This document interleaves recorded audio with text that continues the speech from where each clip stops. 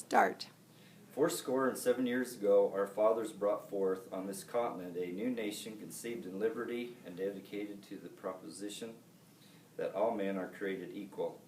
Now we are engaged in a great civil war, testing whether that nation or any nation so conceived and so dedicated can long endure. We are met on a great battlefield of that war. We have come to dedicate a portion of that field as a final resting place for those who here gave their lives that the nation might live.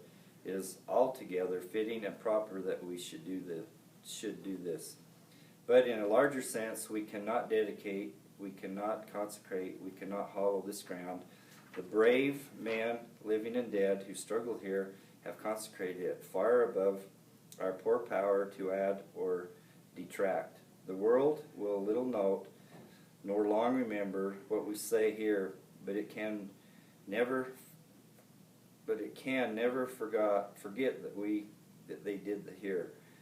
It is for the living rather to be dedicated here to the unfinished work which they have fought here, have thus far so noble advanced.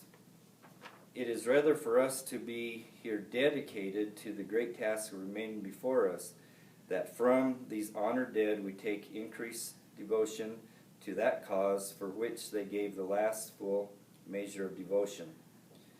That we have highly resolved that these dead shall not have died in vain, that this nation under God shall have a new birth of freedom, and that the government of people, by the people, for the people, shall not perish from the earth.